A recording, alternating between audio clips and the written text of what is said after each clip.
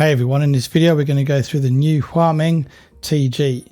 This is the sequel to the previous HuaMeng cubes, which you can see here. And if you want to watch a video reviewing these, you can follow the link up here.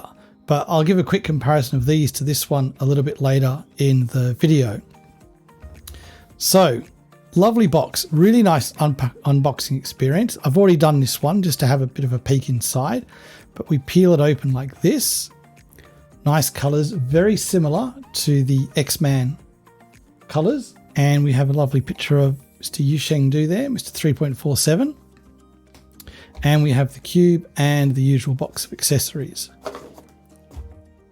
A couple of different versions of this cube. There's UV, there's MagLev and all those. This one's the top end one. And as usual, I've got this one from Cube. So let's go ahead. In the box we have, talk about that later.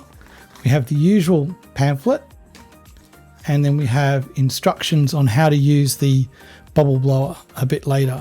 And the box is a little bit nice, a little bit different. But again, as always, that's the same. And I'll talk about that and that a bit later. And let's go straight into the cube. It's a nice box, a little bit different to the usual one from MoYu, which is the plastic casing we see in most of the cubes nowadays. But this one's quite nice. It reminds me a little bit of, say, some of the other white box ones that we open. Cube just comes out. Don't have to struggle with opening that one. And here's the cube straight up. Same logo. Now this is when we do the comparison, and I'll compare it to all of these. These are essentially the same cube. This is the non-UV 8 magnet, that's the UV 8 magnet, and that's the 20 magnet ball core version. They're the same size, they're the same feel. The HuaMeng traditionally is a very blocky cube. If you watch my video here, I talk about some of the different types of cubes and how to choose a cube and so on, and this one I describe as being very blocky. I had this as my main, well, not actually this one, these ones were my mains for quite a while, and I got some really good times on them. And occasionally I still pull them out to do some practice and so on. I really like the logo. I was a bit sad when the logo came off on that one because it wasn't UV coated, and so it rubbed off after a while, and so I put the sticker on there for Aussie Nats. But I really like the logo of this one. Immediately the logo is the last thing you should think about when you're picking a cube, but I really like the logo on these ones. I'm just going to put those to the side there and come back to this one. This is really different. So with this one, on the inside, you'll see it's straight up and down. It's a split piece design, and there's no sort of, I don't know how to call it, like the bowler hat or the tortellini shape that I've referred to in other videos, but it's just straight up and down, and that's part of what gives it the blocky feel. This is completely different, and the only relationship I think between this one and this one is the logo. It's such a different feel. You can see on this one it has very straight up and down, very clear cut corners there, and very sharp corners there. This one's slightly more rounded on the corner. This is a slightly different shape, and really inside it is just fundamentally different. So let's go straight in and have a look at the pieces. Oh, there we go. Okay, so edge pieces are completely different. Yeah, I mean, it's fundamentally different cubes. I'm not even going to bother comparing any of that anymore. So with this one, you can see it's got quite a big stalk there. And what's different is it's a cap design here, and it's got the adjustments, which is traditionally not what a lot of MoYu cubes have. Their WeiLong V2 had adjustable magnets, and I think that's it. This is quite a new mechanism for them. So we have our nice interior magnets there. It's not even a ball core now we look at it, which is a bit of a surprise. We've got the same kind of mechanism as usual, but these bits are really, really different. This is really, really different in shape. It's quite a lot of space there, which is quite different to some of the other cubes. And let's now talk about the bubble blower. So for the adjustments on these with the magnets, this adjustment here adjusts the magnet here on the edge piece. This one adjusts this side, so they're not tied together. So you have to be really careful when you adjust one, you adjust the other, and there's a lot of them to adjust. this side is maximum, this side is minimum, and you can't really tell when you're adjusting it what number it's on. There's no numbers, there's no clear indication. You just have to count as you push it. So if you're going to do it, maybe push all to max and then go back, or push all the way to min and then go back, just to make sure it doesn't adjust this one here. This one's fixed.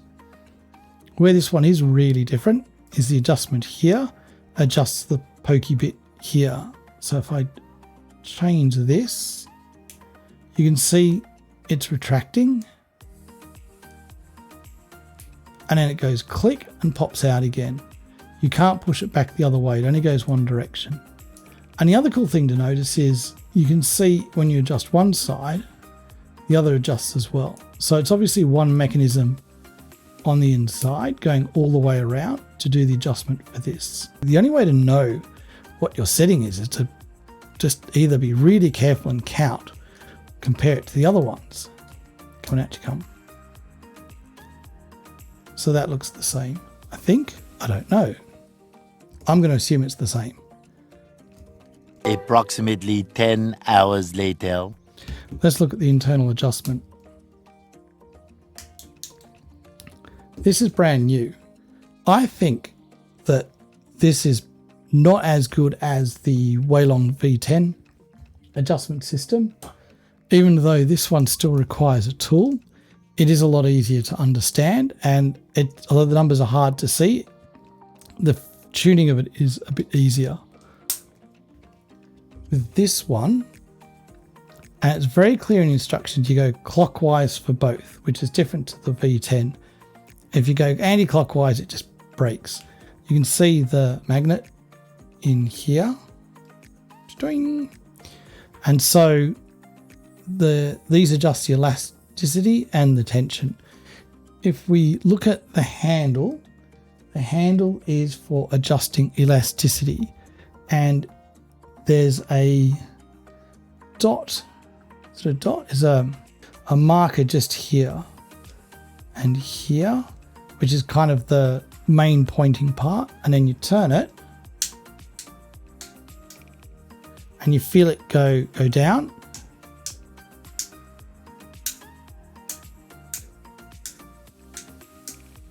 Until it clicks down, and then you start the count up. And there are, I think it's 7. These numbers on this are harder to read than the V2. There's no color indications, there's no markings or anything. It just goes 2, 3. Yeah, 7, I think.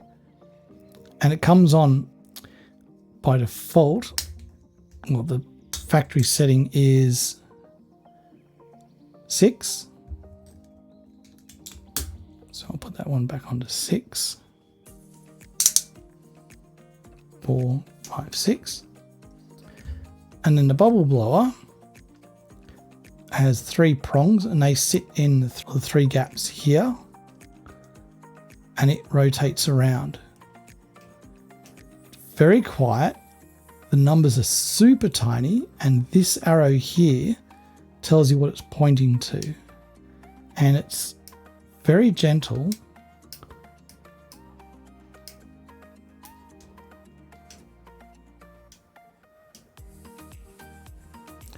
And I'm not even sure what it goes to. Let's just zoom in on that. Okay, so 6 is the highest number, and at the moment it's on 3 maybe. I find you just have to do it by feel rather than by actually knowing where it's at. And again, factory setting is 1. Bingo. A little later. Okay, 2, 3, 4, 5, 6. It doesn't feel that much different as well when it's on the tightest setting. It doesn't feel like there's a lot of variation. I mean, it's nice to have adjustable magnets like this in the MoYu cubes now, but again, the amount of time it takes to sit down and configure them all and test them to see what you like, they're very subtle differences. Okay, so this is on the factory settings, and it's kind of nice.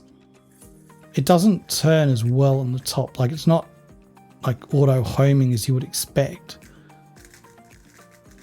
So let me try 2 sets of adjustments. I'm going to do the loosest and weakest on everything, and then I'll swap to the tightest on everything. So Montage.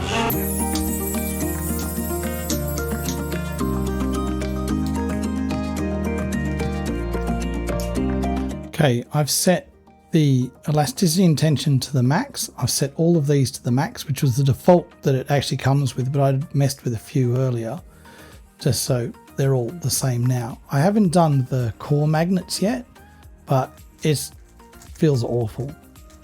I wouldn't recommend going to the max unless you are a bit of a masochist and you like to have very, very slow turning cubes.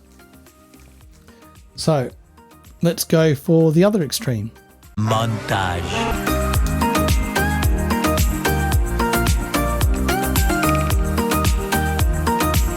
Okay, I think I've got them all set to the weakest now. It's really hard to know because you just don't see any numbers or any indication of what it's at. You can see there's a bit of a blue block on the left, so I guess that means it's set to minimum. It's really hard to push some of them. That's why I wasn't sure if I'd set them or not. But now it's set to the loosest. And it's kind of, to me, a little bit too unstable now. Like, it's definitely very, very flexible. Oh, I don't want to mess that up too much. And I've messed it up. It's very loose now. It's very loose. It's very unstable. And I don't think I'd like this at all. So my next step now is to rebuild it. I'm going to go and set all of the magnets to what I think I would like. And usually I prefer to have these ones set to the maximum.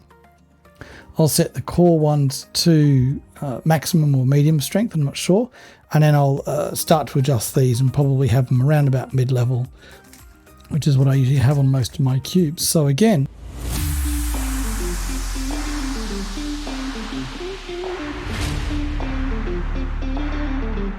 right, let's go.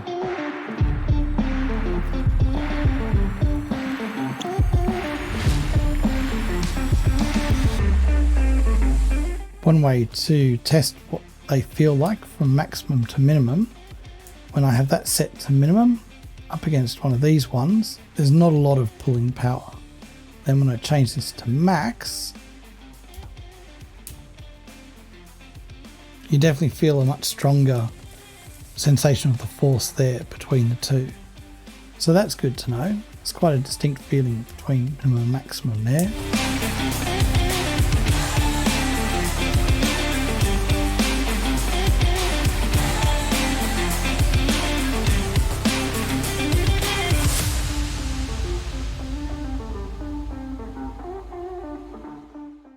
Okay, I've got all the magnets set now how I think I want them, which is pretty much as the strongest. It's still quite loose because I haven't adjusted the internal tension, but I want to talk about the mechanism for a minute. I think this is essentially just a prototype Super WeiLong V2. If you look at the Super WeiLong V2, and you can see some pictures here, this is the same, but this part of the WeiLong V2 is the same as the MoYu V10. And so I think this is more of just like a testing cube to see what mechanisms work and what don't. And I'm kind of glad they ditched this because I don't like this at all. I don't like this at all. The V10 mechanism is good. It's not great. There's certainly improvements they could make on it. The range of tensions and elasticity it has is not perfect. And again, it's really hard to see the numbers. Some colors or some other dial system would be good, whereas this one, it's impossible to see what the numbers are. So let's put the caps on. A few moments later. Okay, final thoughts on the MoYu HuaMeng TG 3x3, the new one. It's not the same as this cube. Only thing that's similar is the logo, and that's about it. The feel of it's different, the internal structure is different, it's fundamentally a different cube, and I think that's something you need to be aware of. If you like this one, the original one, then this is not the same cube. One of the things I think that really makes this one different, it definitely is the internal adjustment systems. You can feel a much more scratchy feeling as you turn it. This one's really smooth. There's basically no friction at all when you're turning it. It gives you a nice turning. This one, you definitely feel a bit of a crunchy, sandy feel as you turn because there's a lot more friction on the side parts. One of the things I do like about it is it has a very strong blocky feel to it. If anything, it reminds me a lot of the Super YS3M, which when it came out was the first ball core one from memory from MoYu, and had a very blocky and very chunky feel to it. And this has that same kind of chunky, blocky feel to it, if it's a little bit more refined. So in that sense, I quite like it. It corner cuts well, it turns well. Now I've got it set up and lubed. I am quite happy with this. I wouldn't change for the V10 as my main because my style doesn't really suit this anymore as opposed to these ones. But for the price, I think it's really just a prototype of the Super WeiLong V2. I think they were just trialing the mechanism for adjustments here, and then some other internal adjustments to work out what they wanted to go into the Super WeiLong. So if you want a pre-Super WeiLong V2, this is the cube for you. If you like original HuaMeng, stick with those. Otherwise, the V10 is still a great cube with a lot of options. This one's a bit more expensive, and so you get that premium feel, but honestly, to me, it's like a little bit of a left turn that they took, and then it's like, oh, we'll just course correct back to where we want to go. So that's my review. For the price, it's quite expensive, this one, compared to some of the others, and it really just depends on where you sit. It's a good, chunky, solid, blocky cube, but honestly, I think just get the Super WeiLong V2 when it comes out, and that review will be coming, or just one of the other cubes. It's a good cube sort of if you want to have a range of different cubes to get, but at the price point it's at, I wouldn't say make this your first cube. Thanks for watching. If you want to watch the review of the previous YS3Ms, then you can follow this one here. And if you're not a subscriber, obviously just click here and become a subscriber. If you've watched this far through to the end, then thanks for watching, and catch us in the next video. Bye.